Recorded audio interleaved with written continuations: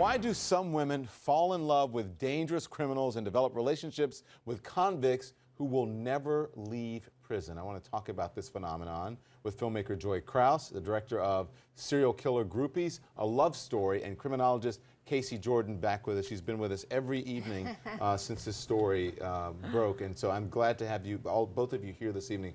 Joy, you were so fascinated by these prison relationships that you produced a film about them. What surprised you the most?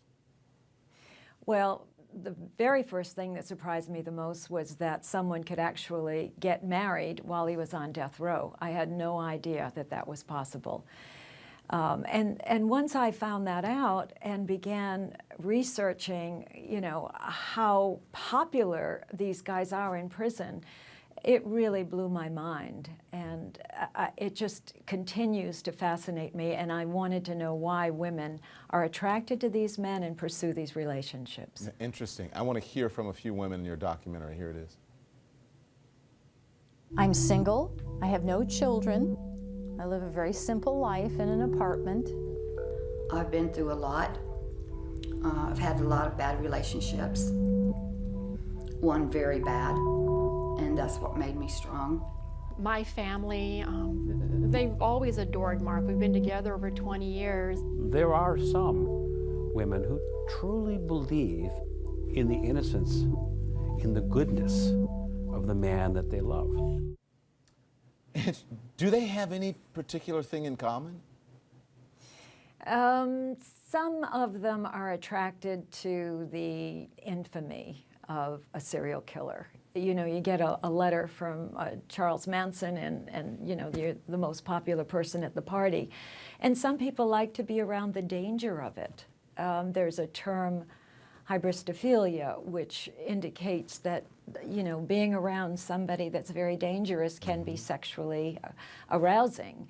So other people are just very lonely. Some women like to have a long-distance pen-pal relationship. There are many, many reasons. We have been discussing. It just works for some people. We've been talking about hybristophilia here on CNN on this show with Dr. Casey. And Dr. Casey, I want you to listen to one of the women from the film about her relationship with a man who killed his own family. That he loved me just the way I was, and that he loved me unconditionally. And I don't think anybody in my family can say that they love me for who I am and for what I am. And I'll take it where I can get it. It works because I like being alone, and he's here and I'm there, and we can talk and write, and I've got my independence, and I don't have somebody telling me what to do and how to do it. So, you know, Doctor, that part is, I guess, okay, but again, this person is a notorious killer. They get fan letters. I'm sure you've read some of them. Yeah. So what's going on here? She nailed it. I really appreciate that subject's candor. She admits she has a huge void in her life because she never felt loved, and all of her family's love was conditional, and this man loves her for who she is. She's very in touch with the fact that he smells her vulnerability and he fills that gap in her life that she's never had fulfilled. So she enters this netherworld of, it doesn't matter what he's done in the past, he's fulfilling my needs now. But this is the ultimate in safe relationships, particularly for women who've been abused or neglected growing up, particularly sexually abused, because they get to be in love with them, pen pals with them, they can even marry them in prison, but they don't have to have physical contact or sex with them. So it's the ultimate fantasy of romance without any risk.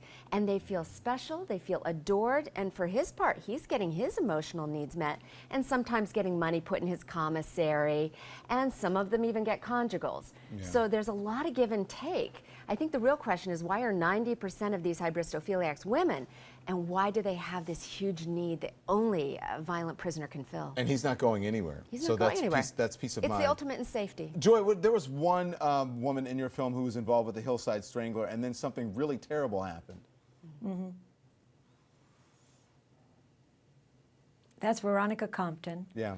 And Veronica, when she was about 20 years old, met Ken Bianchi, the Hillside Strangler, while he was in Bellingham jail before his trial.